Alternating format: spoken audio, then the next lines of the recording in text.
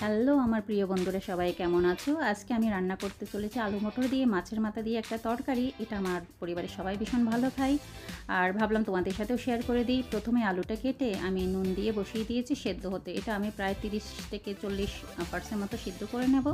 আর মটরটা এখানে আমি ভেজে নিচ্ছি, সব কিছু একটু ভাজাভুজি করে রান্না করব।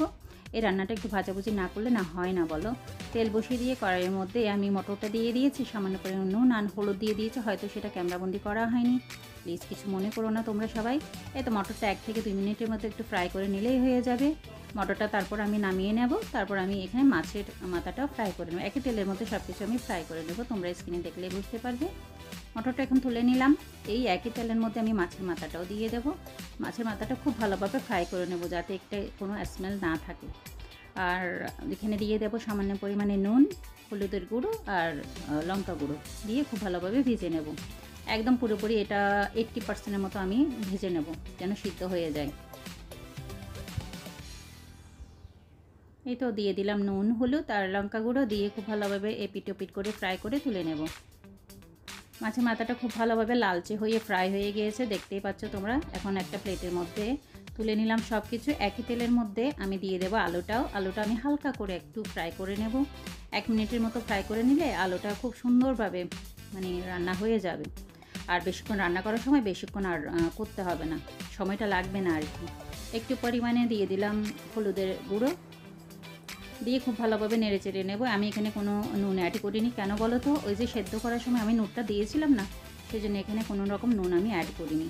এই তো এখন কড়াই বসিয়ে দিলাম আর দিয়ে দিলাম পরিমাণ মতো তেল, দিয়ে দিলাম জিরা ফোড়ন, তোমরা কালো জিরাটাও দিতে পারো। জিরা ফোড়নটা দিয়ে একটা শুকনো লঙ্কা দিয়ে দিয়েছি, আর দিয়ে দিলাম কুচনো পেঁয়াজটা খুব ভালোভাবে নরম হয়ে আসা পর্যন্ত একটু নেড়ে চেড়ে নেব। তারপর এখানে নুনটা দিয়ে দেবো। নুন দিলে কি হয় বলো তো, তাড়াতাড়ি পেঁয়াজটা নরম হয়ে আসে আর সুন্দর একটা কালার চলে আসে। তো নুনটা দেওয়ার পর আমি আদা রসুনের পেস্টটাও দিয়ে দিলাম। আদা রসুনের পেস্টটা দিয়ে খুব ভালোভাবে নেড়ে চেড়ে নিতে হবে, যাতে যে কাঁচা স্মেলটা থাকে সেটা চলে যায়, যে ঝাঁঝালো ভাবটা থাকে সেটা চলে যায়। আসলে রান্নাটা কি বলো তো, সব কিছু নিয়ম অনুযায়ী করতে হয়। ধুমধাম করে সব কিছু বসিয়ে দিলাম, হয়ে গেল, তাহলে তো টেস্টটা পাওয়া যাবে না বলো। আর এখানে 3টা কাঁচা লঙ্কা দিয়ে দিলাম, কিছু টমেটো ছিল, টমেটো কুচনো ছিল, সেটাও দিয়ে দিলাম। টমেটোটা নরম হয়ে আসা পর্যন্ত আমি ফ্রাই করে নেব। এই পর্যায়ে যদি আমি মশলাগুলো দিয়ে দিই না, তাহলে মশলাগুলো ভালোভাবে কষানো হবে না। এই যে দেখতে পাচ্ছ টমেটোটা একদম খুব ভালোভাবে নরম হয়ে গেছে। এখন মশলা আমি গুলো দিয়ে দেবো। হলুদের গুঁড়ো দিলাম, লঙ্কা গুঁড়ো দেবো। এখানে আমি কিন্তু কাশ্মীরি লঙ্কাটাও দিয়েছি, তোমরা স্ক্রিনে দেখলেই বুঝতে পারবে। আর নর্মাল যে লঙ্কা গুঁড়ো থাকে সেটাও দিয়েছি। ধনে গুঁড়ো দিলাম, জিরে গুঁড়ো দিলাম। প্রতিদিন যে মশলাগুলো ইউজ করে থাকি সেগুলো দিয়েই তো রান্না হয় বলো।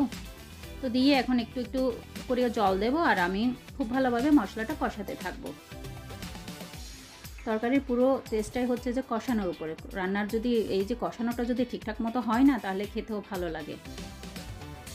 এটা বলার কিছু নেই, কম বেশি সবাই জানে, তবে নতুন যারা তারা হয়তো একটু দেখলে ভালো লাগবে তাদের। মশলাটা যখন খুব ভালোভাবে তেল ছেড়ে দেবে, তখন এখানে আমি আলুগুলো অ্যাড করে দেবো। যেহেতু সব কিছু ফ্রাই করা আছে আগে থেকে, তো রান্নার সময় কিন্তু বেশিক্ষণ সময় লাগবে না, জাস্ট একটু মিক্স করে নিলে, একটু ফুটিয়ে নিলেই হয়ে যাবে। আলুগুলো খুব ভালোভাবে মশলার সাথে মিক্স করে তারপর আমি মাছের মাথাটাও দিয়ে দিয়েছিলাম। মাছের মাথাটা আমি হাত দিয়ে কিন্তু একটু ভেঙে দিয়েছিলাম, যাতে এখানে আমাকে খুব বেশি পরিশ্রম করতে না হয় আর কি। সব কিছু যখন খুব ভালোভাবে মিক্স হয়ে যাবে, মটরটা দিয়ে আমি পরিমাণ মতো জলটা দিয়ে দেব। মটরটা একটু মিক্স করে নেব, তারপর আমি জলটা দেব। এই রান্নাটা খেতে ভীষণ ভালো হয়, তোমরা একবার ট্রাই করে দেখো। গরম গরম ভাতের সাথে না, জাস্ট ওয়াও, কি বলবো। মাছের মাথা থাকলেই কিন্তু আমি এই রান্নাটা ঝটপট করে নিই। এখন দিয়ে দিলাম জল দিয়ে আমি খুব ভালোভাবে নেড়ে চেড়ে দেবো, ফুটিয়ে নেব। অবশ্যই গরম মশলাটা তোমরা দিও। আমার বাসায় গরম মশলা ছিল না বলে আমি তেজপাতাটা দিয়েছি। আর হচ্ছে আমি এখানে দেব চিড়েটা দিলে না মাখা মাখা হয়, খুবই টেস্টি হয়।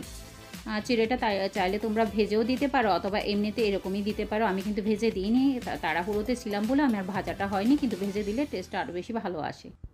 চিড়েটাকে আমি এভাবে চামচ দিয়ে নিচে ডুবিয়ে দিচ্ছি, কেন বলো তো, যাতে ভালোভাবে ফুটে যায় আর গ্রেভিটাও যেন একদম মাখা মাখা হয়। যেহেতু কিনা আমি আলু অ্যাড করেছি, চিড়ে অ্যাড করেছি, তরকারিটা কিন্তু ভীষণই টেস্টি হয়েছিল।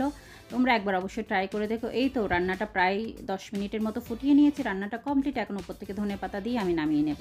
কেমন হয়েছে আজকের এই রান্নাটা কিন্তু জানাতে একদমই ভুলবে না। আমার ভিডিওগুলো ভালো লেগে থাকলে শেয়ার করে দেবে, আর চ্যানেলটা যদি নতুন হয়ে থাকো সাবস্ক্রাইব করে অবশ্যই লাইক কমেন্ট করে পাশে থাকবে। সবাইকে অনেক অনেক ভালোবাসা। এই রেসিপিটা কে কে করেছো বা কার কার ভালো লাগে সেটাও জানাতে একদমই ভুলবে না।